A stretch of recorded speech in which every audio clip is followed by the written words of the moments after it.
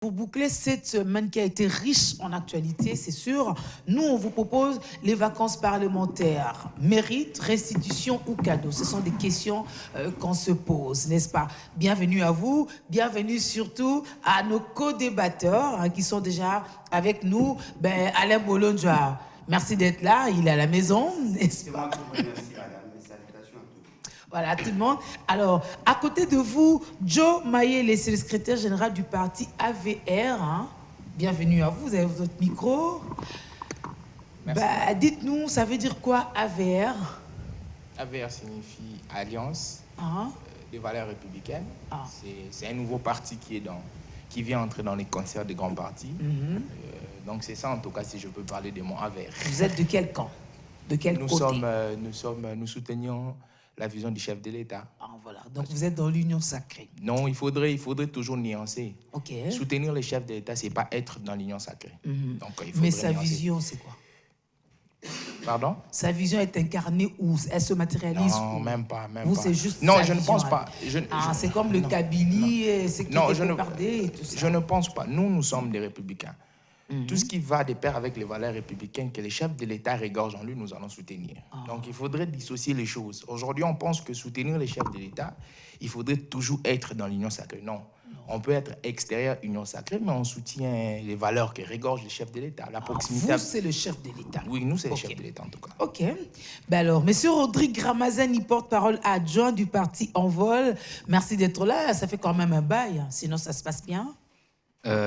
D'abord, Madame Julie, merci beaucoup pour l'invitation. Je tiens à saluer les co-débatteurs sur ces plateaux, mais aussi le nombreux Congolais qui nous suivent à travers vous. Et nous vous remercions au nom de l'Envol, bien sûr, pour l'opportunité que vous nous donnez afin de nous exprimer devant le Congolais qui nous regarde. Et quant à la durée, ça ne dépend pas de nous. Ce sont les invitations. Lorsque vos invitations arrivent, nous venons toujours pour répondre. Ah oui, ça c'est vrai, vous venez toujours. Merci pour cette spontanéité. Alors ce matin, on parle de vacances parlementaires. Comprend-on les vacances? C'est une question assez bête, Alain Bolonja, Maître Ramazani, n'est-ce pas? Ça commence par moi? Ben oui. Ah, ok. Oui, madame, dans notre constitution, on a prévu 2 sessions ordinaires. La session de mars qui commence le 15 mars jusqu'au 15 juin. Et la deuxième session, le 15 septembre au 15 décembre. Ce qui sous-entend quoi? Les députés peuvent se réunir que pendant ces 2 périodes, sauf peut-être s'il y a une session extraordinaire qui est convoquée. Et en réalité, d'après l'esprit de la Constitution, pendant les autres périodes, ils sont appelés à descendre dans leur base pour recueillir les informations. Parce que nous sommes en démocratie, une démocratie représentative. Cela voudrait assez que celui qui est là, que nous appelons député, soit réellement le représentant du peuple. La difficulté que nous avons, c'est que nous sommes en face d'un paradoxe. Voyez-vous, ceux qui sont supposés être les représentants du peuple n'ont pas de l'ancrage sociologique. Dans la plupart des cas, lorsqu'ils rentrent chez eux, ils ne se retrouvent pas parce qu'ils n'ont pas de base. Voyez-vous? Et dans leur réflexe, ils préfèrent passer plus de temps ici que là-bas. Et deuxièmement, ils ont inculqué dans les esprits de la population que chaque fois qu'eux viennent, ils apportent des solutions. Ce qui fait que ça demande beaucoup de moyens. C'est ce qui justifie par ailleurs l'absence où on constate de moins en moins des descentes. Et cela ne profite nullement au fonctionnement de l'État parce que lorsqu'un député descend au niveau de sa base, il va recueillir les informations. Cela va lui permettre de bien agencer ses idées et de donner des orientations. Ce n'est pas ce que nous vivons. Et ce qui fait qu'aujourd'hui, il y a une sorte de cassure entre les institutions et la population. Justement parce que le trait d'union que les constituants ont voulu mettre, c'est-à-dire la représentation nationale, n'est pas en symbiose, en osmose avec la population. Alors, si on doit se poser la question, pourquoi donnons-nous autant de vacances parlementaires à ces gens de lors qu'ils ne descendent pas? Et pourquoi on doit leur accorder 6 mois chaque année? C'est justement parce qu'on veut faire de ces travails-là, de cette fonction-là, une fonction de jouisseur. Nous ne comprenons pas comment ceux qui sont mieux gérés, mieux traités au niveau de l'État puissent travailler avec autant de légèreté, mais surtout pendant moins de temps. Si seulement ils descendaient, on allait dire, OK, ils continuent le travail. Mais nous le voyons ici, de fait, on le voit ici. Ce qui veut dire que le problème, c'est qu'on n'a pas su bien appliquer la vision du constituant. Et aujourd'hui, là, nous parlons de la session de septembre qui est essentiellement budgétaire. Voilà. Alors, la question que nous devons nous poser, à la première session, la session de mars, qu'ont-ils fait en réalité? Parce que nous devons arriver à les évaluer sur base de leur production. En termes de loi, en termes de contrôle parlementaire, qu'ont-ils fait? Et lorsque nous suivons les débats qu'il y a eu sur le budget, apparemment, ces gens-là ne nous prennent pas au sérieux.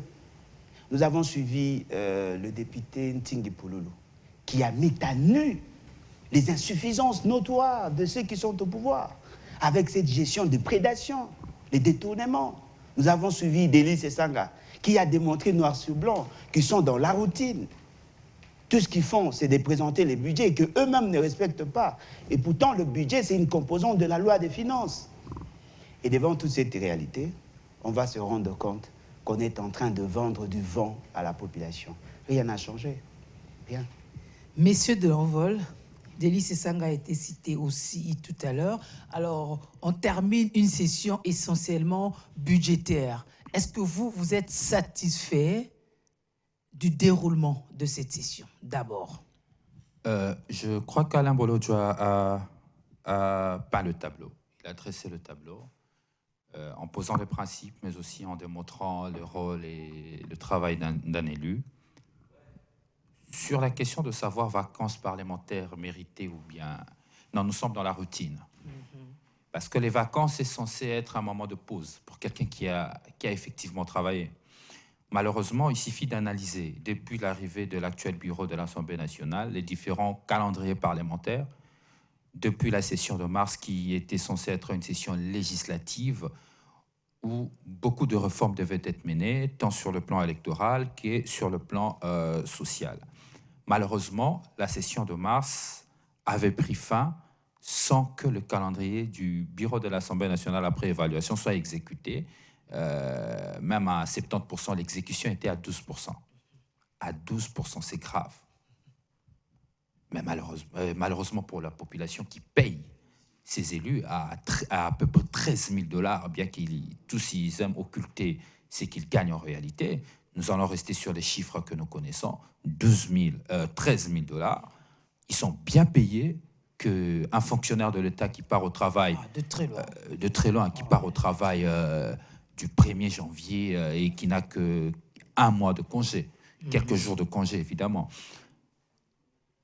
Et à cela, on ajoute l'absence de contrôle parlementaire motivé par le bureau de l'Assemblée nationale, par son rapporteur qui dira « Tiens, on n'a pas contrôlé le gouvernement parce qu'il fallait leur accorder un délai de grâce. » C'est les rapporteurs, s'il vous plaît, c'est les rapporteurs du bureau de l'Assemblée nationale qui l'a avoué, qui n'ont pas contrôlé le gouvernement pendant la session de mars parce qu'il fallait accorder au gouvernement un délai de grâce. Et malgré tout ça, ils sont quand même partis en vacances, encore que les vacances parlementaires, ils ne partent pas. Moi, je suis de la Funa, précisément de Bandalungwa. Nous avons un député provincial, nous avons des députés nationaux qui ne viennent jamais en vacances parlementaires. Ils ne sont jamais venus. Jamais, je le dis. Ils n'ont même pas besoin de payer le transport de l'intérieur. Et au-delà de ça, les chefs de l'État avaient promis aux députés, à l'époque, qu'il va augmenter leurs avantages pour leur permettre d'intervenir à toute éventualité.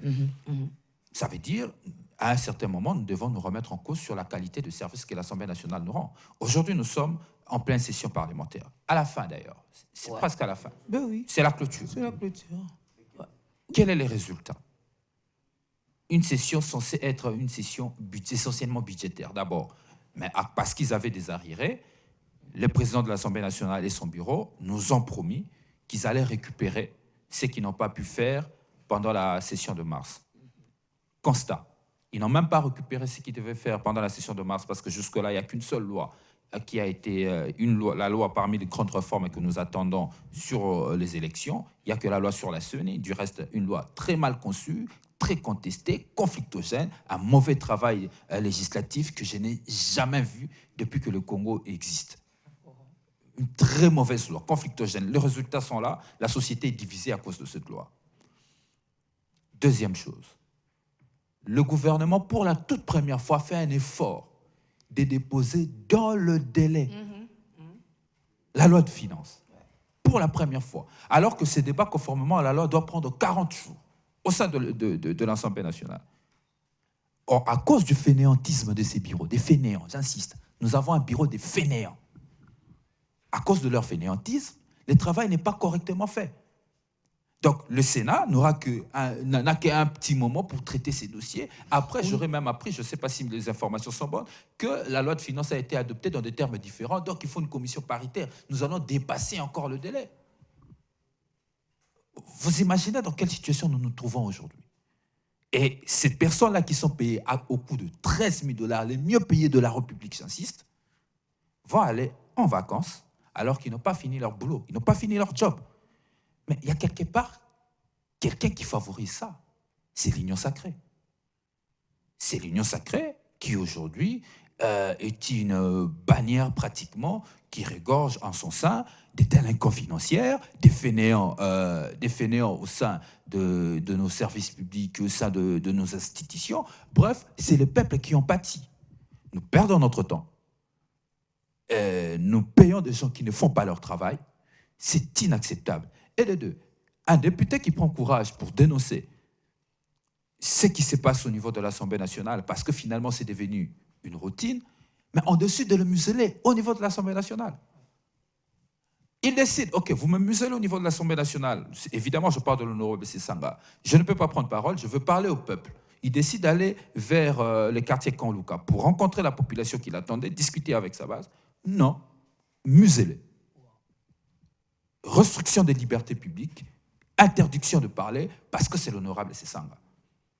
C'est inacceptable. Quelle est la société que nous sommes en train de construire sous le régime de Félix Tshisekedi? Ce qui est le plus regrettable aujourd'hui, tout ceci se passe sous le régime du fils d'Étienne Tshisekedi. Le fils d'Étienne Tshisekedi. Le père de la démocratie. Sous Félix Tshisekedi, l'espace politique devait être suffisamment ouvert pour permettre à tous les Congolais de s'exprimer librement, dans le respect de la loi, évidemment. Parce qu'ils ont fait 37 ans, 36 ans d'opposition, je ne sais plus. Ils ont critiqué les différents gouvernements. On aurait bien voulu voir du changement en termes de la conduite politique publique. Mais nous sommes loin du changement. Le pays a fait plus de 1000 pas en arrière. Nous sommes reculés vers à l'époque de Mobutu. Les séquelles mobutiste est encore là. Sous la présidence d'un président de l'Assemblée nationale qui, en soi, a transformé l'Assemblée nationale à une église, où lui-même est un pape qui n'a plus de foi, il n'a gardé que des rites, des rituels qui ne servent à rien. Et là, les gars, ils vont aller en vacances, encore que pour aller en vacances parlementaires, Kabound, à l'époque, avait fait un plaidoyer pour que les députés puissent bénéficier d'un traitement assez spécial. Le président de la République a appuyé. Certainement, le trésor public va encore bouger pour engraisser des députés qui n'iront pas en vacances parlementaires. Je vous ai dit, nos députés de Bandalungwa, je parle des Bandal parce que moi je suis de Bandal, je ne vois aucun député ni provincial ni national venir en vacances parlementaires. Mais on va les engraisser. Ils vont dépouiller les Congolais du peu qu'on a, encore qu'on a beaucoup de problèmes qui ne trouvent pas de solution. Madame, ces vacances ne sont pas méritées. C'est de la routine. Ni était une obligation constitutionnelle. Je pense que les députés ne méritent même pas d'aller en vacances. Alors, Monsieur Maillé, le secrétaire général de l'Alliance des valeurs républicaines, vous avez suivi le tableau peint par vos prédécesseurs. Vous, c'est la personne du chef de l'État dont vous soutenez la vision. Pourtant, cette vision, elle est matérialisée, mieux incarnée par l'Union sacrée. Le chef de l'État avait eu besoin de la majorité parlementaire pour pouvoir asseoir sa vision. On a vécu ce qu'on a vécu, n'est-ce pas? Mais aujourd'hui, on continue à se plaindre. Est-ce à raison ou à tort? Au fait, merci madame pour la question. Il y a beaucoup de choses qui se sont dites ici dans les plateaux. Au fait, il ne faudrait pas faire porter les chapeaux au régime actuel. Et ce serait que M. Félix Tshisekedi a apporté tous les maux de la République. Je ne pense pas. Au fait, je vais rentrer dans la conception originelle d'un représentant, d'un député.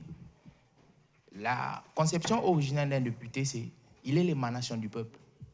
Lorsqu'on rentre en Grèce antique, vers les 5e, 6e siècles, on tirait au sort. Et ces personnes-là partaient représenter la population dans les boulets. Aujourd'hui, c'est quoi la conception d'abord d'un député en République démocratique du Congo? Est-ce que c'est M. Félix Tshisekedi qui a amené cette conception-là au sein de la tête du Congolais? Je ne pense pas. Parce que lorsque nous... Oui, mais c'est sa majorité. S'il vous plaît, madame, s'il vous plaît. On a eu combien de cycles électoraux? C'est depuis 2006, 2011 et 2018.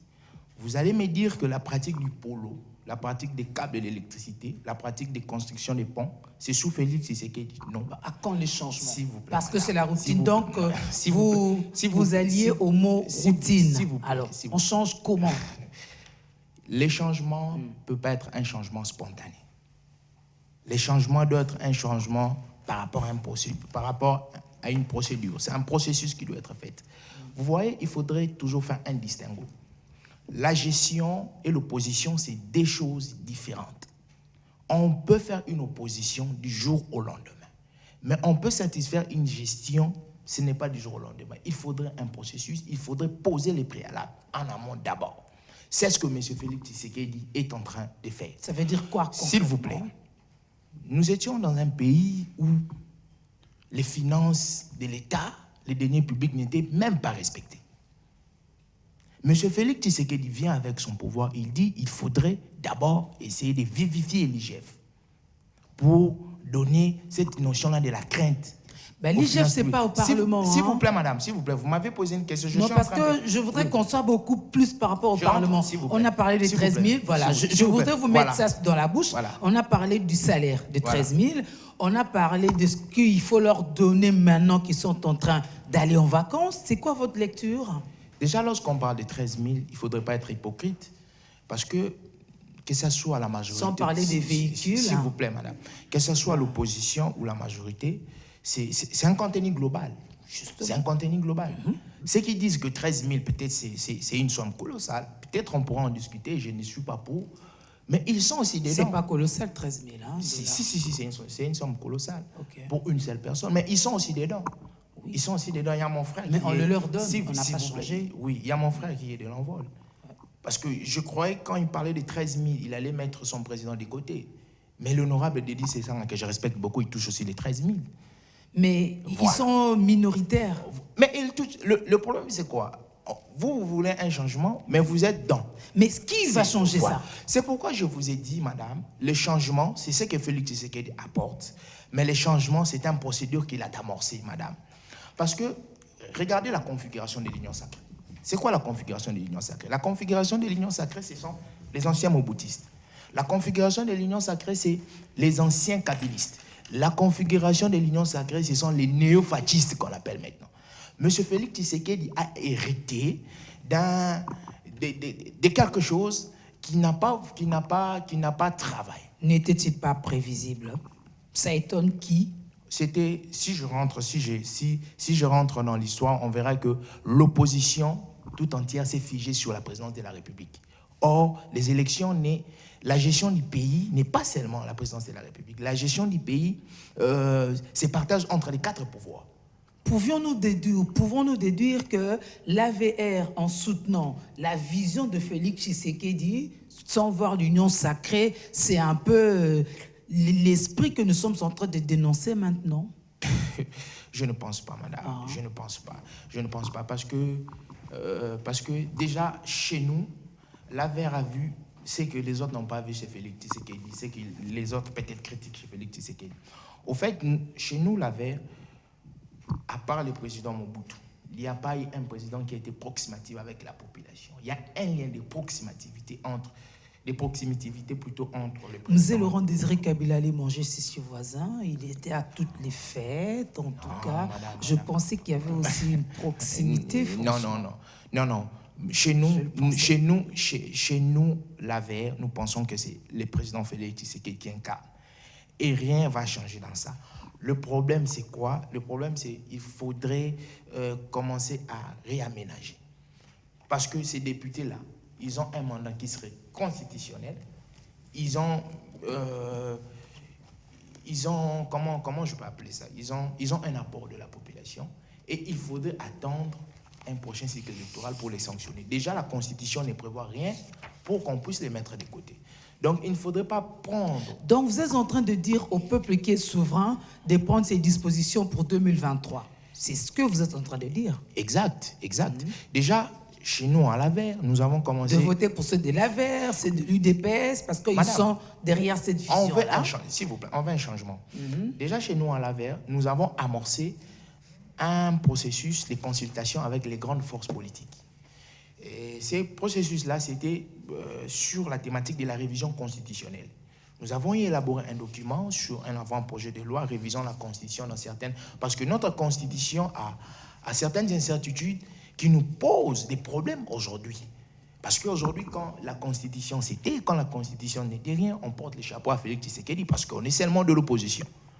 Donc il faudrait parce que le chef. Oui, les réaménagements aujourd'hui aussi, il faudrait faire un réaménagement légal, adapter les lois de la République par rapport à certaines réalités que nous sommes en train de vivre actuellement. Donc pour revoir le salaire, pour moins engraisser les députés, il faut attendre tout ce processus. Aujourd'hui, les députés, c'est un roi.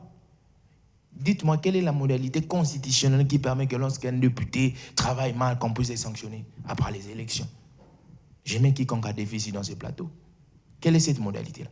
Mais s'il y aurait une modalité qui serait inclue dans la Constitution, que si un député ne satisfait pas sa base, sa circonscription plutôt, qu'on puisse les sanctionner. Ça et dire que c'est eux-mêmes qui voteraient des lois contre eux-mêmes. Christian Emango, bienvenue. Merci beaucoup. C'est rare que vous soyez muni d'une grande documentation.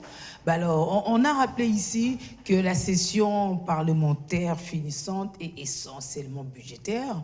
Et heureusement que vous nous avez amené la matière pour mieux planter les décors, mieux fixer les esprits, alors qu'avant vous, on avait déjà parlé des chiffres et tout. Tout à fait. La session... Bon, je ne sais pas si on doit appeler ça finissante. Ah, parce qu'apparemment non. Parce que la session devrait prendre fin depuis... Nous sommes le 17 aujourd'hui, il y a 2 jours, depuis le 15. Mais nous avons dépassé et on a interprété l'article 144 alinéa 3 de la Constitution comme autorisant,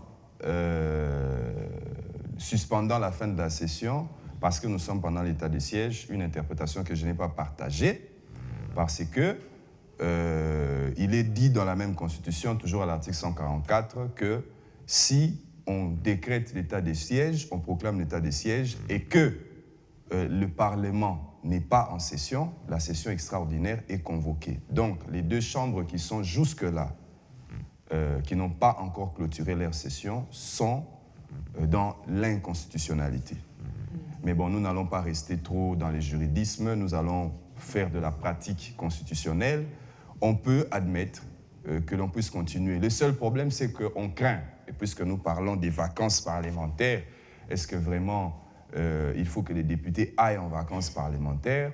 D'abord que l'expression sonne très mal, vacances parlementaires, et les députés doivent aller en vacances, mais qu'il faut convoquer, normalement on devrait convoquer une session extraordinaire. Pour ceux qui ne le savent pas, quand il y a congrès, ça au moins tout le monde le sait, le président Kaboun l'avait dit, qu'on dépense, l'État congolais dépense 7 millions de dollars juste pour une journée. Mais pourquoi ces 7 millions de dollars? Il faut l'expliquer à la population. Les parlementaires ont une prime et il n'y a pas que les parlementaires. Il y a aussi l'administration de l'Assemblée nationale et du Sénat. Oui. Pour la plupart des cas, tout le monde est payé en double. Il n'y a pas que les parlementaires. Donc, on n'a pas qu'à viser les parlementaires. Il y a l'Assemblée nationale et le Sénat, et même nous, les assistants parlementaires. Ce qui paraît normal. Il n'y a que jusque-là un petit débat au niveau du Sénat, où le président Bahati, on ne sait pas comprendre s'il va donner cet avantage-là à l'administration du Sénat et à une autre catégorie du personnel politique, les assistants parlementaires. Mais tout le monde est payé en double, quasiment. C'est pour ça qu'on touche les 7 millions et tout ça. Alors, si on va en session extraordinaire, alors qu'on vient d'aller en congrès, ça veut dire qu'en un mois, la population devrait le savoir, on risque de payer tout le personnel et politique et administratif du Parlement triplement en un seul mois, ce qui est le danger. Voilà pourquoi on est en train de tâtonner. Est-ce qu'il faut aller à l'extraordinaire ou il faut mettre fin à la session ordinaire? Mais est-ce que vraiment on mériterait des vacances parlementaires? Il y a d'abord un problème qu'il faut que nous puissions expliquer à notre population. Certes, nous n'avons pas les mêmes infrastructures. Mon frère vient de dire tout à l'heure que dans notre pays, est-ce que vraiment on n'a pas la possibilité de faire en sorte que lorsqu'un député travaille mal, un sénateur travaille mal, qu'on puisse le sanctionner? Effectivement, ils se sont déjà protégés bien avant. Ils ont dit que leur mandat était impératif. C'est que la Cour constitutionnelle a donné son arrêt, que nous respectons, mais que nous ne sommes pas obligés de partager. Là, je suis au niveau de la doctrine. Le mandat impératif, à mon sens, devrait s'arrêter au niveau de la population qui n'a pas le pouvoir de retirer son mandat à un député en cours de législature. Mais quand on entre dans les institutions, même si vous avez été élu, même le chef de l'État qui a été élu, une fois qu'il est dans les institutions, si ce n'est pas son pouvoir, ce n'est pas son pouvoir. On respecte les règles qui sont là-bas parce que ces règles-là, en réalité, c'est le peuple qui les a voulues ainsi. Donc vous ne pouvez pas arriver dans l'institution, vous dites, nous nous désolidarisons des règles, alors que c'est le peuple qui l'avait dit. Si le peuple avait dit qu'il faut qu'il y ait 2 chambres, on respecte qu'il y ait 2 chambres. Il n'y a pas des sénateurs qui sont une chambre au second plan, l'Assemblée nationale qui est au premier plan. Et il y a un problème que les sénateurs se sont plaints au cours de cette session ici, et vous allez le comprendre. La loi de finances prévoit que 40 jours sont réservés à l'Assemblée nationale pour étudier le budget, 20 jours pour le Sénat. Ce texte ici a commencé à être étudié. Ça, je n'ai apporté que l'ébauche. Ce n'est rien du tout de ce que vous savez du budget du Congo. Ça, c'est rien. Si j'amenais tous les documents ici, ça allait faire, pour ceux qui connaissent bien la paperasse, si j'avais amené tous les documents, ça allait faire 2 fois le carton des papiers duplicataires de 5 rames là. Une rame, c'est 500 pages, vous multipliez par 5, par 2. C'est ça qui fait reddition des comptes, c'est ça qui fait budget de l'année qui va venir. Donc ce n'est pas un travail que vous pouvez faire honnêtement en 3 jours. Et je dois vous dire qu'au Sénat, le travail s'est fait. S'il y a eu même cette prorogation ici de la session, c'est parce que les 2 chambres n'ont pas pu terminer les budgets à temps, alors que cette année, on avait quand même félicité le Premier ministre qui avait déposé les budgets au plus tard le 15 septembre. Mais on était préoccupé à autre chose. Et pourtant, c'est une loi qui est essentielle pour la nation. Alors, mais est-ce qu'ils ont droit quand même à des vacances? Moi, je veux revenir sur ce que mon frère Rodrigue Ramazani disait ici, porte-parole adjoint de l'Envol, que chez nous, je crois qu'on doit réadapter les textes. En 3 mois, notre Parlement n'arrive pas à fonctionner. Je le dis en connaissance de cause, je travaille là-dedans aussi. Notre Parlement, quel que soit le régime qui arrivera, comme vient de le dire mon frère, Félix Tshisekedi n'a rien inventé. Il a trouvé, mais il devait aussi s'adapter, anticiper. Mais franchement, notre Parlement n'arrive pas à fonctionner en 3 mois. Ailleurs au monde, ils ont déjà dépassé ce cap-là. Ailleurs au monde, la session parlementaire est de 9 mois, par exemple, dans certains pays. On commence au mois, par exemple, de mars, on va aller terminer au mois de juin de l'année qui va suivre. Ça fait 9 mois, par exemple, et là, ça permet aux parlementaires de s'imprégner de chaque texte.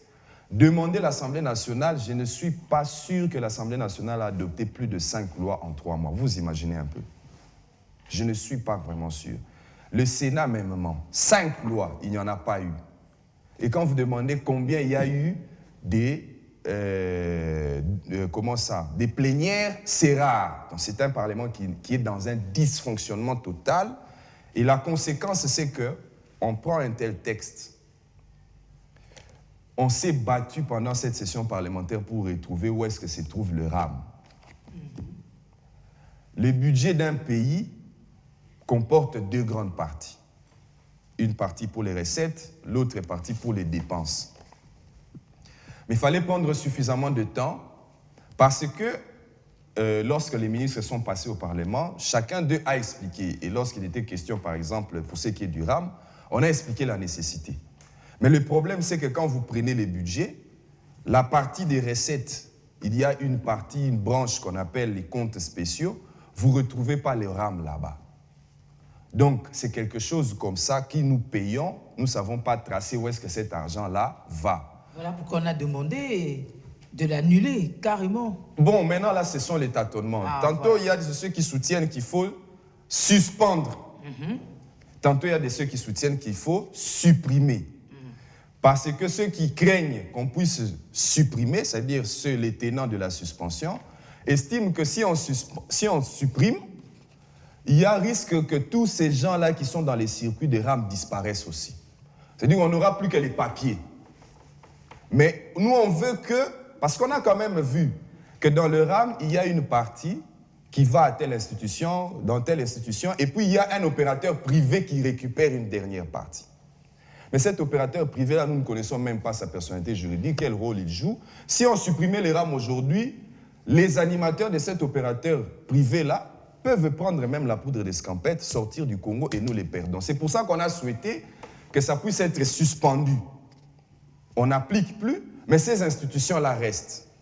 Comme ça, au moment où on reviendra avec le collectif budgétaire au mois de mars, on va vérifier la traçabilité de cet argent-là et dégager les responsabilités. Mais l'Assemblée nationale et le Sénat ont beaucoup plus opté pour la suppression parce qu'entre-temps, ça bouffe l'argent de la population. Donc, je voulais tout simplement dire que nos députés et sénateurs, que je respecte beaucoup, mais n'ont pas droit aux vacances. Moi, en tant que peuple, j'estime qu'ils n'ont pas droit aux vacances parce qu'ils n'ont pas travaillé. Ils ont travaillé précipitamment d'abord pour ce qui est du budget. Ils ne vont pas me contredire, ils sont là. Ils ont travaillé précipitamment pour ce qui est de quelque chose qui est très important comme ces pays. Nous sommes aujourd'hui à chiffrer à 10 milliards de dollars. Mais savoir comment nous allons d'abord au niveau des recettes. Parce que dans les budgets, je peux vous montrer un petit exemple ici. Beaucoup de gens ne le savent pas. Ici se trouvent toutes les dépenses du pays en ce qui concerne les institutions. On a pris un ministère important comme le ministère de l'Agriculture, qu'on a remis 3% dans les budgets. 3%. Et on a du mal à donner les 3%, à atteindre. Et maintenant, lorsqu'il sera question de l'exécution de ces 3%, c'est-à-dire quand vous prenez les 500 députés, vous prenez les 109 sénateurs, vous vous posez la grande question de savoir qui a vraiment travaillé sur les budgets. C'est-à-dire que chacun des députés sénateurs qui est allé au Parlement est censé, dans son domaine, prendre le temps nécessaire d'échanger avec les membres du gouvernement pour savoir, vous voyez comme, je ne sais pas si on peut faire le gros plan. Si on ouvre là, vous voyez que ce sont des chiffres et des chiffres. Il y a un compte ici que je peux retrouver rapidement qu'on appelle compte frais spéciaux de recherche. Ah ouais. Il y a beaucoup de choses qu'on n'a jamais jette su, là-bas, quoi. ça fonctionne Mais il y a des quoi. fonds, Mais si vous regardez là où il y a des dépassements dans ce qu'on appelle la reddition des comptes, c'est là-bas qu'il y a souvent beaucoup plus de dépassements qu'on n'a jamais su expliquer. C'est-à-dire que les députés n'ont pas le temps, alors que moi je vous dis, quelqu'un comme Bernie Sanders, 80 ans, il a été face à Obama, si je ne me trompe, pour son deuxième mandat. Il a 80 ans, mais il a animé, il est président de la commission ECOFIN, Sénat américain, qui a animé un débat de 8 heures de temps. Pendant 8 heures, il fallait que la commission ECOFIN puisse savoir clair sur les budgets américains. Mais c'est un monsieur de 80 ans. Chez nous, dès qu'on vient 2 heures après, tout le monde a besoin de partir. Déjà, pendant les 2 heures, on a bien somnolé. Est-ce que les députés sénateurs ont droit à des vacances? Moi, je pense que, à mon humble avis, non. C'est pour ça que je comprends que mon frère puisse dire, est-ce qu'il ne faut pas trouver un mécanisme pour sanctionner? Oui, il faut modifier l'article 101 de la Constitution pour enlever cette histoire des mandats impératifs. Quand le peuple estime qu'il y a un député qui ne travaille pas bien dans sa circonscription, on fait une pétition, on fait les élections dans la circonscription et on change. Où est le problème? C'est facile de parler du peuple, Alain Bolunjo. Est-ce que ce peuple-là comprend sa responsabilité?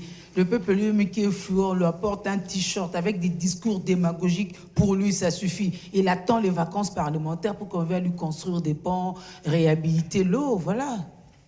Madame, je ne suis pas de ceux qui sous-estiment le peuple. Parce que le peuple n'est pas constitué que des naïfs.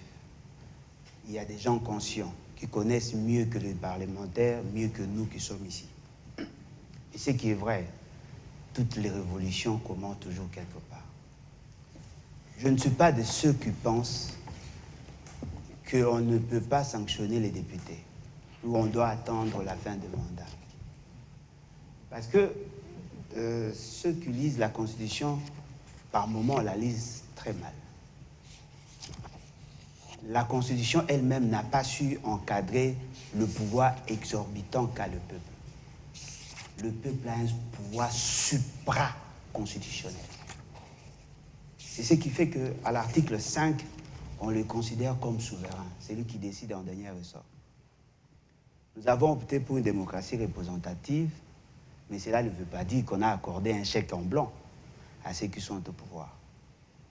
Il y a des cas, et ces cas-là sont légion dans le monde, où le peuple se décide de mettre fin au fonctionnement des institutions et de dissoudre même la Constitution et tout ce qu'il y a comme institution. Ça, c'est un pouvoir qui est aussi reconnu dans la Constitution. Ce qui est vrai, sur le plan normatif, il y a effectivement des problèmes, mais sur le plan sociologique, le peuple garde l'entièreté de son pouvoir. Il n'a eu qu'à transférer une portion de son pouvoir. Et si le peuple constate, parce que tout le monde a reconnu ici, que le pays est mal géré, si le peuple constate que ceux qui auraient reçu son mandat, son suffrage, ne sont pas dignes de confiance, le peuple peut utiliser des canaux sociologiques pour y mettre fin. C'est constitutionnel. Lisez l'article 5 et l'article 64. C'est constitutionnel. Ce n'est pas le fait que vous aurez été désigné, que vous avez le droit de faire tout ce que vous voulez parce que vous serez protégé par la Constitution. Non, ils doivent bien relire la Constitution. Par rapport à la session, je ne sais pas quand est-ce qu'on a clôturé la session de mars. C'était quand? 15 mars. Non, au mois de juin, on avait clôturé? Non, non. Du 15 mars au mois de juin, effectivement. Est-ce qu'on avait clôturé? Oui, on avait clôturé. Au mois de juin? Oui, oui, c'était clôturé. Okay. Si on veut mieux faire les choses, il faut que l'on essaye, qu'on fasse ne fût-ce que semblant de respecter la Constitution. Parce que l'article 115 est clair. On devait en principe clôturer les 15. Clôturer d'abord. S'il y aura de besoin, là maintenant, c'est la session extraordinaire. Ce n'est pas interdit, c'est prévu dans la Constitution. Le fait seulement que les gens veulent prétexter pour dire que nous sommes en état de siège. Mais l'état de siège est partiel. Ce n'est pas dans toute la République. Alors, lorsque vous ne voulez pas respecter la Constitution, lorsque vous ne voulez pas être au service du peuple, lorsque tout ce que vous faites ne sont que de politique qui c'est que de centrer et tout ça, ce qui veut dire que vous n'êtes plus au service du peuple. C'est une manière de résilier le contrat, de briser le pacte qu'il y avait entre le peuple et ses institutions. Ça, c'est une manière de dire à la population, vous avez l'obligation d'enclencher l'article 104 et de mettre tous ces éléments malicieux hors d'état de nuire. Nous avons dit ici que, d'ailleurs c'est Maître qui l'a dit, qui a insisté sur ça, lorsqu'on présente le budget ne vient pas du gouvernement en tant que tel. Le budget vient de l'administration publique. Il y a une administration qui s'occupe de la récolte des informations, que ça soit en dépenses comme en recettes. On leur propose le draft. C'est à eux maintenant de voir comment donner la dose politique. C'est aussi un indicateur, une manière de mesurer la capacité de l'autorité budgétaire. Parce qu'avant déjà d'adopter la fameuse loi de finances, il y a une loi de reddition de comptes. C'est un mécanisme de contrôle. Lorsqu'on constate qu'il y a des dépassements, on n'a pas su respecter la loi, la LOFIP, et qu'on a connu des dépassements et consorts. En réalité, ce qui devait s'en suivre, c'était des sanctions. Mais on est tellement dans une routine, on sait que Non, ça mais se passe effectivement, toujours c'est comme ça le problème. Alors, on nous dit, non, M. Félix Tshisekedi a trouvé. Non, mais il a trouvé la ligne de crédit allouée à la présidence à près de 155 millions. Cela ne lui a pas interdit de ramener à 200 et quelques millions de dollars.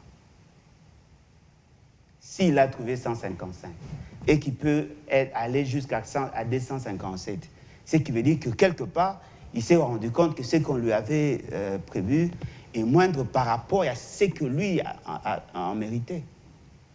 S'il constate qu'il y a un dysfonctionnement, étant donné que lui a la latitude ou la capacité d'influencer même le comportement des députés, parce que nous avons vu comment M. Félix Tshisekedi a eu à instruire le président du Sénat, de l'Assemblée nationale par rapport à une question. Nous voyons comment il est en train d'orienter les actions parlementaires, bien que le principe de la séparation de pouvoir est consacré. Il pouvait aussi donner de bonnes manières à ce que vous appelez députés. Parce que là, nous sommes en train d'assister à un pouvoir impuissant et fort malheureusement prédateur qui ne vise que ses intérêts au détriment de la population. Ça, c'est un pouvoir cancérogène. On n'a même pas besoin de justifier ce qu'il y a. Ça, c'est un pouvoir cancérogène. C'est un pouvoir de la honte. Ils ne font que se plaindre. Là où il faut apporter des changements, ils n'en peuvent pas. Ils justifient du fait que non, voilà, c'est ce que nous avons trouvé. Parlons du contrôle parlementaire, madame. En 30 secondes. Le contrôle parlementaire, c'est aussi un impératif constitutionnel. C'est surtout un impératif de gestion. Mais combien de ministres ont-ils été interpellés et même sanctionnés? Et ce qui est surprenant, en suivant ces discours captieux de M. Félix Tshisekedi au Sénat, au Congrès, il s'est plaint de la coordination. Et le lendemain, on a quand même vu le Premier ministre faire bouger les choses, réclamer qu'on fasse vite avec zéro trou. Ça c'est avoir une vision minimaliste. Ce n'est pas ça son rôle. Lui, il est là pour coordonner. Mais il y a eu un problème sérieux, le problème de juxtaposition de compétences, le problème de gouvernement parallèle. Aujourd'hui, au niveau de la présidence de la République, il y a des gens qui assument pratiquement la fonction du Premier ministre, qui sont en train de coordonner et de piloter des programmes. Aujourd'hui, il y a un problème sérieux au niveau du gouvernement, où tous les décrets que peut signer le Premier ministre doivent impérativement avoir l'avis de la présidence de la République. Et ce sont les conseillers qui gèrent la primature, pratiquement. Toutes ces réalités mettent à nu les insuffisances notoires des individus. On ne peut pas obliger à la population de vivre cette indivision-là. Voilà pourquoi nous sommes plutôt dans l'approche de la révolution. Le fait seulement que M. Félix Tshisekedi est défaillant, le fait seulement que ce gouvernement n'est pas capable de solutionner le problème, le fait seulement que les parlementaires font la honte de la République, il revient maintenant à la population des tranchées. On va voir la réaction de la population. Qu'est-ce qu'il faut dire à la population à partir du moment où, par moment, on ne lui laisse pas l'occasion d'accéder à l'information, n'est-ce pas, M. Ramazani? Vacances parlementaires, mérite, restitution ou cadeau? En tout cas, les intervenants, les experts sur ce plateau sont en train de démontrer pour la majorité, à moins que le secrétaire général de l'AVR nous dise le contraire, qu'en principe, ce ne sont pas des vacances méritées. Déjà, nos parlementaires travaillent pendant 6 mois, ils ont 6 autres mois FONAFIG, mais déjà pendant ces 6 mois, ils sont aussi... Enfin, ils sont dans l'incapacité de mener le bateau à bon port, n'est-ce pas? Mais on était sur le peuple, monsieur le porte-parole adjoint de l'Envol. Parce que ce peuple, je n'ai pas envie de dire qu'il est naïf, mais est-ce qu'il a tous les atouts? C'est aussi le rôle des politiques de former ce peuple pour que le peuple comprenne jusqu'où peuvent aller leurs responsabilités, pour qu'il puisse effectivement jouir de ses droits, lui en tant que peuple. Mais qu'est-ce que vous faites? Sur la question de notre population, je crois qu'Alain Bolodjo l'a dit, il ne faut pas croire que notre population est naïve ou bien est dupe. Non, ne pensons pas que parce que nous avons la chance d'être sur l'espace public et prendre parole, que nous valons mieux que toute cette population, attention madame, c'est faux, nous sommes aujourd'hui à plus de 100 millions, j'aurais appelé plus de 100 millions de Congolais. Et il faut, quand on parle du peuple, mettre un peu de frein. Mais j'aimerais quand même revenir sur certaines choses que mon co-débatteur de l'AVR, c'est ça, a dit, le secrétaire général de l'AVR. Il dit, bon, l'honorable Sessanga aussi touche le 13 000 $, certainement qui n'est pas informé, que c'est depuis le début de la législature, en 2019, que l'honorable Sessanga a commencé à se battre pour la réduction de train de vie de l'État, qui devait commencer, ou qui doit commencer par la réduction des émoluments des élus. Donc, il le touche parce que, jusqu'à preuve du contraire, les parlementaires n'ont pas voulu suivre. Encore qu'un de vos alliés, Jean-Marc Aboun, a plaidé pour l'augmentation même de ce 13 000 $. Pour lui, c'était peu. Et vous, étant que le soutien au chef de l'État, venir nous dire les contraires, c'est compliqué. Deuxième chose, cher ami, lorsque vous regardez notre pays, et que si vous êtes consciencieux, vous allez constater que le pays fonctionne sous mode de pilotage automatique. Le pays est sous mode avion. Il n'y a aucune vision. Il n'y a pas de vision. Le chef de l'État que vous soutenez, sa vision, et lorsque JDC vous posera la question de nous dire quelle est la vision du chef de l'État, vous n'aurez pas de réponse à donner. Vous n'en avez pas. Pourquoi je dis qu'il n'y a pas de vision? Madame, nous sommes dans un pays où la gratuité est en train de patauger. Mais le chef de l'État a opté à donner aux députés 27 millions de $, pour leur permettre la mobilité. Nous sommes dans un pays où nous avons le lac le plus poissonné d'Afrique. Nous sommes dans un pays où notre gouvernement a choisi de sortir une affaire de 23 millions, aller jeter en Namibie, parce que j'aurais même appris que ce contrat est saisonnier, prendra fin au 31 décembre. Nous sommes dans un pays où, cher ami, le chef de l'État, parce que vous dites qu'il n'est pas responsable, il faudrait... j'en arrive. Je reviens sur ce que vous avez dit. Vous dites qu'il faut catégoriser. Il y a la séparation du pouvoir. On est d'accord avec vous. Mais quand le chef de l'État décide de lancer des politiques publiques et de l'exécuter, de mettre en place une coordination, jusqu'à sortir l'argent de la caisse de l'État, et il y a eu des détournements et détournements. Il y a des personnes qui ont détourné pratiquement de l'argent qui pouvait construire 53 000 kilomètres de route. Le chef de l'État a lancé un programme en violation de la Constitution. Il y en a deux, je crois. Il y a le programme 100 jours et le programme Chilenchelo.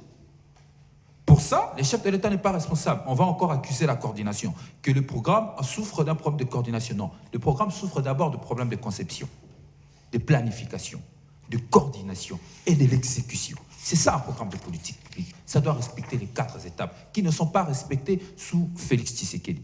Il y a donc un problème de vision. Il y a un problème sérieux de vision. Je le dis que le pays fonctionne sous mode pilotage automatique. On tâtonne partout.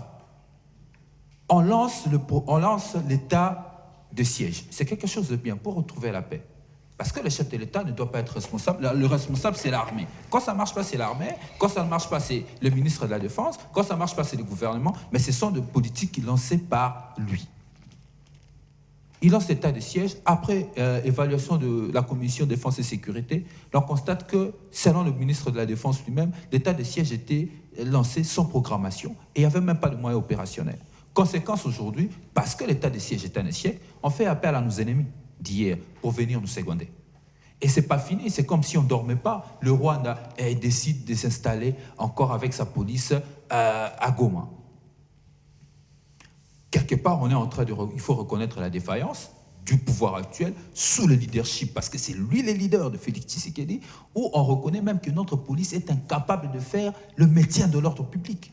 Parce que lorsqu'on parle de la police, conformément à l'article 12 de la loi qui organise la police nationale congolaise, on parle d'abord maintien de l'ordre public, sécurisation de citoyens et de leurs biens, ainsi que de la garde rapprochée des autorités, ainsi, et tant d'autres compétences qui est donnée et qui est accordée à la police. Mais lorsqu'on fait appel au Rwanda, ça se comprend.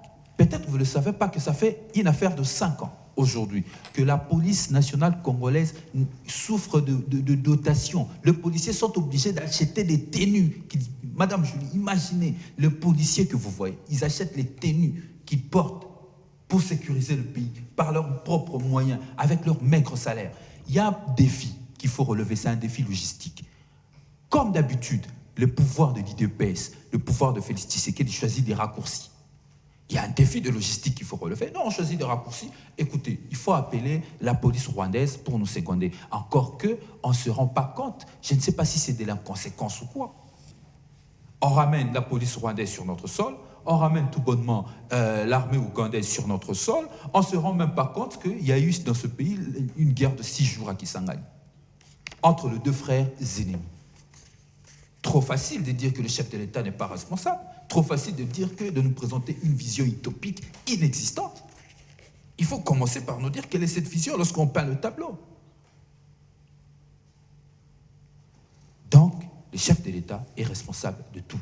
Parce que l'IDPS lui-même, pendant qu'il était à l'opposition, n'a pas cessé de nous apprendre que Kabila a été responsable de tout. Kabila a été le mal congolais. Et aujourd'hui, si les choses ne marchent pas, faisons simplement du copier-coller. Félix Tshisekedi est responsable du mal congolais aujourd'hui. Pourquoi vous voulez le dédouaner? Peut-être que vous avez la chance de vivre paisiblement. Vous ne vivez pas nos réalités. Vous êtes dans une autre planète. Mais les Congolais qui me regardent à cet instant savent que leur problème aujourd'hui, c'est Félix Tshisekedi. Le problème aujourd'hui, c'est Félix Tshisekedi. C'est sous Félix Tshisekedi que nous avons eu cet arrêt sur l'arrêt de la Cour constitutionnelle sur le mandat non impératif des députés, qui a permis des déclarations d'appartenance à la majorité des manières très ramassées. Vous allez venir encore parler de la séparation du pouvoir? Non, c'est un arrêt cousu de toutes pièces qui a affaibli de forces politiques. C'est une réalité politique. Sauf si vous faites autre chose. Moi, je suis un acteur politique, je vous le dis. Nous, on a dénoncé cet arrêt. On a dit que ça ne valait pas la peine. Parce qu'une majorité en soi, c'est défini sur de grandes questions. Sur de grandes questions politiques au niveau de l'Assemblée nationale. La majorité s'assume. Lorsque la majorité ne s'assume pas, la majorité tombe. Parce que la majorité, de son origine, est d'abord une notion politique. Maintenant, Madame Sefo, nous sommes dans un contexte où, parce que je parlais même de la liberté d'expression, on nous empêche de nous exprimer. Mais à l'envol, nous avons décidé de ne pas abandonner. Raison pour laquelle c'est 19. C'est 19, donc c'est dimanche. Les partis en vol sera en meeting populaire au Camp Luka. Encore. Et le gouverneur de la ville étant saisi, aujourd'hui le gouverneur de la ville est à l'épreuve de l'état de droit. De prouver à la face du monde qu'effectivement, dans ce pays, nous sommes dans un état de droit. Parce que la semaine passée, lorsqu'on devait tenir notre meeting, le gouverneur de la ville avait refusé de prendre acte. Il a préféré de prendre acte pour un groupe de l'Union Sacrée qui était venu d'ailleurs après nous. Il a préféré prendre acte pour eux, leur permettant d'organiser leur activité et nous demander, et le gouverneur de la ville nous a demandé de choisir une autre date. Et le lundi passé, on a saisi le gouverneur de la ville pour nous notifier notre intention d'organiser notre meeting à Camp Luka. Aujourd'hui, l'état de droit est à l'épreuve, la démocratie est à l'épreuve, la liberté des manifestations et d'expression est à l'épreuve. La responsabilité revient aujourd'hui au gouverneur de la ville d'encadrer notre activité. Et je confirme à toute la population de Camp Luka que l'honorable Sesanga sera présent à Camp Luka pour tenir ces discours légendaires. Alors, Maïli, on va revenir à vous. Mais Christian et Mango, on continue avec des chiffres? Oui, c'est important. J'aimerais vraiment que cette émission ait un caractère très pédagogique parce que notre budget souffre d'un premier problème, c'est que le caractère pléthorique des institutions. Et ce qui fait que je vous donnerai certaines statistiques ici. Vous allez vous rendre compte que nous sommes toujours à 1%, 2%, 0, quelques. Parce que d'abord, c'est un pléthore. Et on ne sait pas localiser précisément où est-ce que le gros lot de l'argent va. Donc, dans notre budget, celui qui a déjà 5%, c'est celui-là que vous devez dire, ça va quand même. Mais il y a d'autres institutions qui ne devraient même pas avoir 1%. Parce qu'il faut concentrer cette énergie-là sur d'autres institutions qui sont plus producteurs.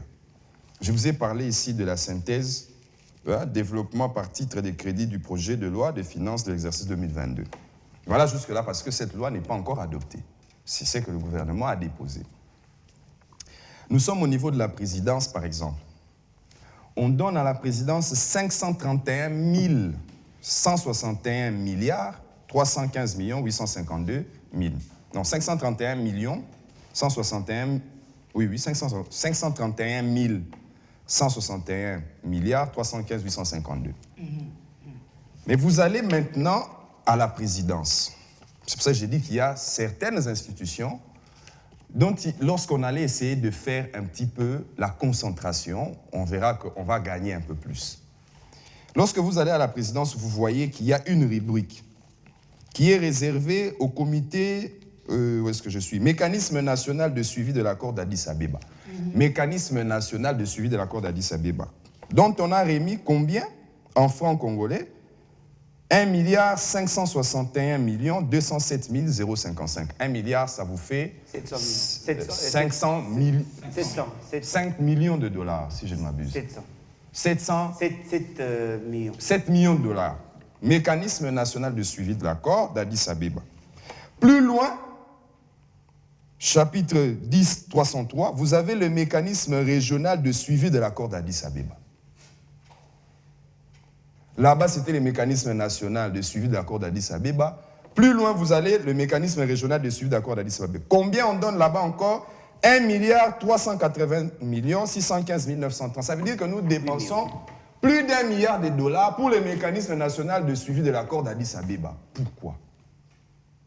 Qu'est-ce que ça donne à la RDC? Parce que toutes les guerres qu'on a à l'Est et là-bas, on a signé l'accord d'Addis Abeba. Avec quel résultat?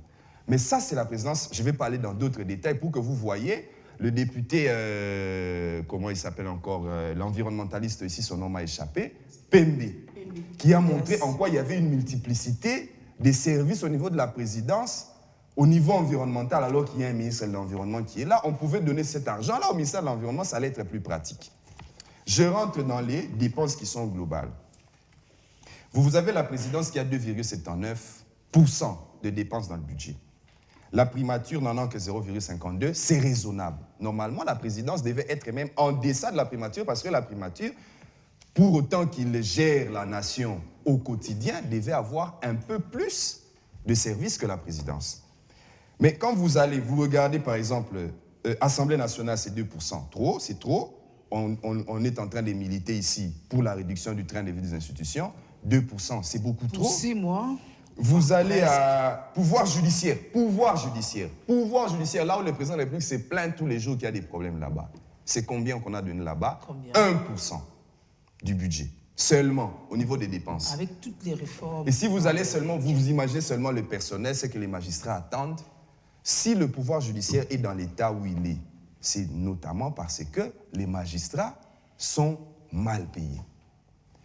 Vous allez au niveau du ministère de Finances, enfin les finances dans leur ensemble, 13%. Bon, il y a un argument qu'on nous donne là-bas. Les finances, c'est le ministère qui a l'équivalent avec ici des dépenses du budget. C'est la même chose avec l'enseignement primaire, secondaire et technique, qui a aussi 13%.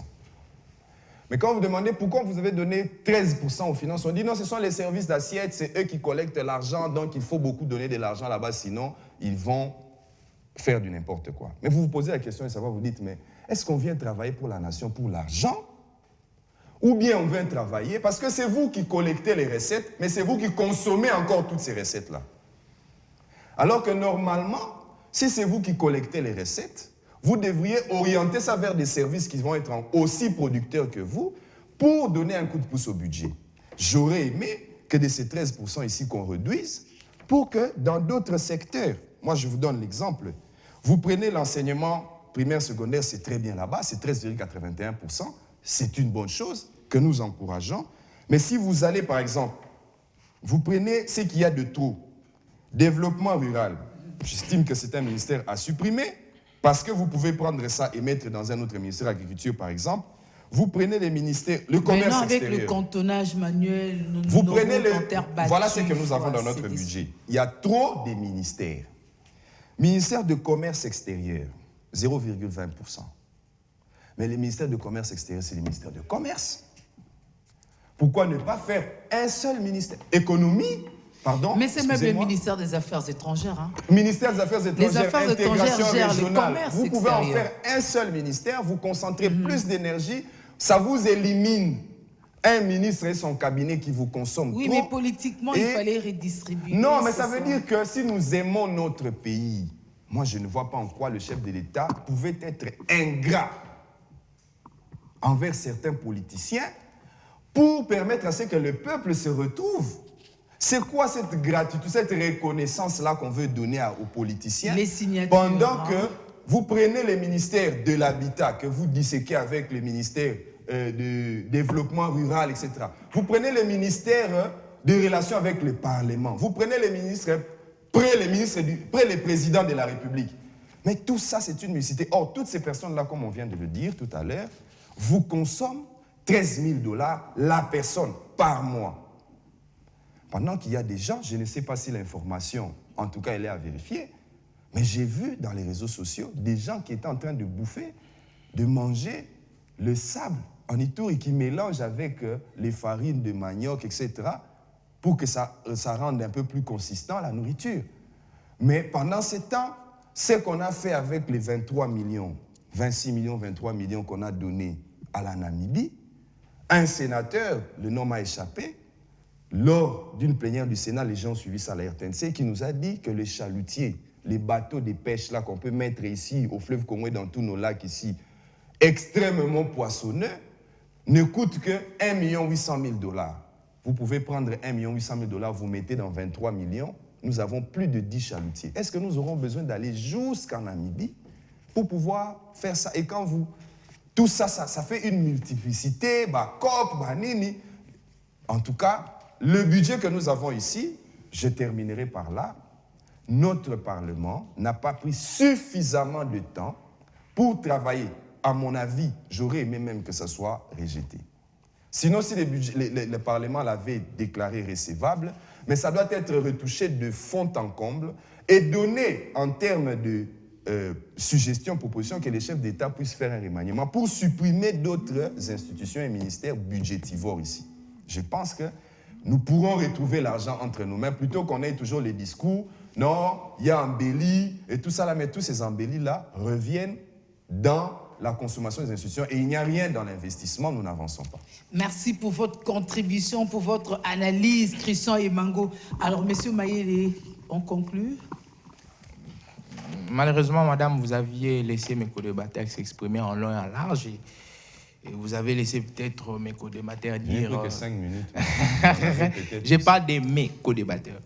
En tout cas, je parle en général. Je calcule les minutes. Oh, merci. Ah. Au fait, il y a des concepts qui se sont dits ici qui m'ont vraiment lésé. Et peut-être que je vais répliquer rapidement.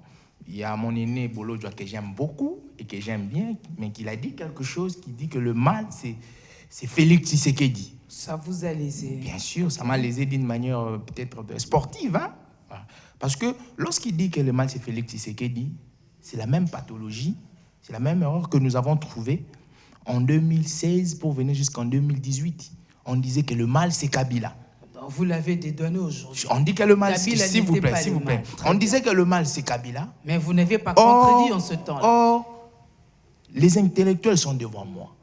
On sait que dans la gestion d'une république, il y a une stratification des fonctions et des postes qui sont là.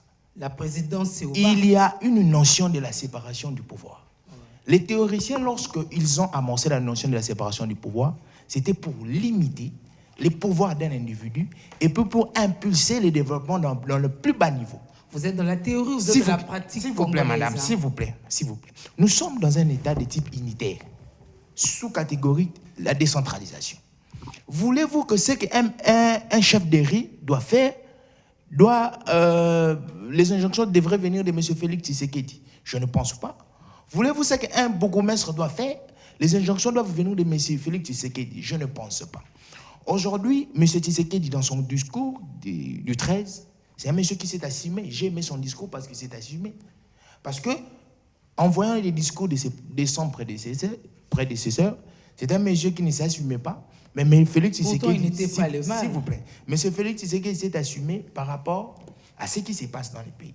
M. Bolo doit dire que le pays est mal géré. Nous tous ici, nous l'avons affirmé. M. Joe Mayele n'a pas affirmé que le pays est mal géré. Il est très bien géré. Non. Il y a des anomalies. certes, mais il y a des efforts qui sont en train d'être fournis pour que le pays soit bien géré. Mon cher a parlé des chalutiers, des bateaux de pêche. Lorsqu'on prend toujours des décisions, je crois que mes co-débatteurs ne vont pas me contredire, il y a 3 types de décisions. Il y a des décisions à court terme, il y a des décisions à moyen terme, et puis il y a des décisions à long terme. Nous ne refusons pas que la RDC a un potentiel très poissonné. Mais le problème, c'est quoi? Il faudrait remédier un fait, un mal qui est présent, qui est à court terme. Il faudrait faire quoi? Le gouvernement étant censé remédier ces problèmes-là, il doit appliquer une solution à court terme pour remédier à ces Parce que problèmes. les poissons de lac Tanganyika, c'est à très long terme. S'il vous plaît, madame, laissez-moi terminer. Laissez-moi terminer. Sortir d'ici, aller jusqu'à Namibie et aller d'ici à Tanganyika. S'il vous plaît, madame, s'il vous plaît, s'il vous plaît, madame. C'est à très long terme. Madame, s'il vous plaît. Bon, laissez monsieur terminer, il n'a plus qu'une minute. Laissez-moi 30 démontrer. secondes. Lorsqu'on va acheter un chalutier, on amène ici. Les poissons qu'on va servir, ce n'est pas les poissons qu'on prend directement de la mer, on met ça dans l'assiette d'une personne. Les poissons doivent suivre une transformation. Quelle transformation? S'il vous plaît, s'il vous plaît, s'il vous plaît. Vous êtes déjà passé s'il au vous niveau plaît, du s'il vous Lupio et plaît, vous voyez les s'il vous poissons plaît, qu'on vend là-bas. s'il vous C'est plaît, quelle s'il vous plaît, transformation on s'il fait vous avec plaît. ces poissons? Même si formol, il faut le laisser terminer. Non, s'il vous plaît. On les prend S'il vous plaît. Ceux qui sont en Bandaka, s'il ils vous plaît. transforment les poissons. C'est une pêche qu'on va faire, une pêche industrielle. C'est pas une pêche artisanale où on prend du poisson, on vend dans les bassines et puis on Quand on fait quoi? S'il vous plaît, s'il vous plaît, monsieur, s'il vous plaît, mais Quand on prend, on fait quoi? s'il vous plaît, s'il vous plaît. Qu'est-ce qu'on fait des motos qu'on prend dans les Tanganyika S'il vous plaît. On n'a avant la pas besoin vente? de transformer, on prend, on donne, on vend On en directement. fait du les macayabou gens. d'abord. Madame, le poisson qu'on doit servir aux Congolais, je crois que M. Bolodjo l'a dit ici, c'est plus de 100 millions de Congolais. Les poissons qu'on doit servir aux Congolais. Donc on doit pas faire, on va pas faire une pêche à 5 ou à 6 personnes où on va prendre pour servir 50 personnes. Non. Je pensais vous parler des chalutiers. S'il vous plaît, madame, les chalutiers incluent la pêche. Donc il faudrait bien faire les choses. Il faudrait qu'on puisse avoir des chalutiers. Il faudrait que les poissons soient transformés, les poissons soient dans les emballages, dans les cartons pour les servir. S'il vous plaît. Parce que même Tout ça est révolu. quand vous partez dans tous les pays du monde, vous verrez que la pêche industrielle est différente de la pêche artisanale. Lorsque M. Bolodjo parle de l'article 64 de la République, Vous allez terminer par là. Allez-y. Terminez par cet article-là, allez-y. je vais terminer par... Bon, lorsque M. Bolodjo parle de l'article 64, l'article est clair. Lorsqu'une personne voudrait prendre les pouvoirs d'une manière inconstitutionnelle, lorsque une personne est en train de vouloir gérer les pays d'une manière inconstitutionnelle, c'est lorsque le peuple doit s'élever pour barrer. Jusqu'à preuve du contraire, je ne pense pas que le pouvoir a été géré d'une manière inconstitutionnelle. Il y a des ratés, bien sûr, il y a des ratés dans toute gestion, mais je ne pense pas que le pouvoir a été géré d'une manière inconstitutionnelle, parce que si le pouvoir a été géré d'une manière inconstitutionnelle, comme M. Bolodjo l'entreprend, il y aurait des instances qui devaient interpeller. Donc je ne pense pas. Lorsque je vais finir par l'armée, je finis par l'armée et la police, lorsqu'on parle des... Défense, 3%. Intérieur, 5%. Mon cher, merci beaucoup. Merci. Lorsqu'on parle de l'armée, on parle de dotation, tout ça. Mon cher a parlé de 5 ans. Mais M. Félix Tshisekedi est venu au pouvoir en 2019. Je vous ai très bien dit ici, c'est un mal profond qui a commencé. Il faudrait un travail en amont. Qui commencera quand? Oui, le travail a déjà commencé. Le travail a déjà commencé. Les Rwandais arrivent, les Ougandais reviennent. Faites une étude comparative. Faites une étude comparative. J'ai bien dit une étude comparative du militaire et du policier à l'époque de son prédécesseur. Peut-être que vous ne suivez pas les réseaux sociaux. On a vu un militaire se déshabiller devant une banque parce qu'il n'est pas payé depuis 10 mois. Il a enlevé tous les habits, messieurs, tous les habits. Un militaire, ça pouvait se faire d'un policier, on pouvait comprendre, mais un militaire, vraiment en Sokoto, qui enlève tout et qui pleure comme ça va ahurir beaucoup de monde. Hein? Je voudrais que vous mettiez ça aussi dans le lot et puis réagir. Exact. Vous parlez d'un militaire, ça me choque. Parce que Joe Maele, c'est un monsieur qui vient du bas et qui est en train de monter. Je sais combien est la souffrance. Mais le problème, c'est que lorsque nous sommes en train d'analyser les faits, on analyse avec notre casquette politique. Voilà. Non, okay. non, je ne parle pas de moi. Okay. Je parle de la salle.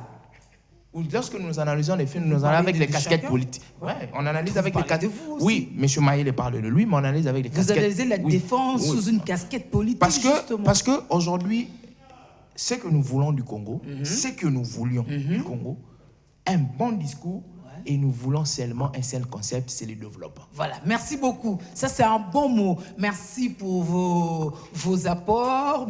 J'allais dire, mesdames et messieurs, chers messieurs, il n'est pas sauvé. C'est le développement, c'est ça les dénominateurs communs. Non, je ne pense pas. Je ne pense pas. J'allais toujours réagir, je ne pense pas. Bon anniversaire à notre Serge Ndala, n'est-ce pas? À la semaine prochaine.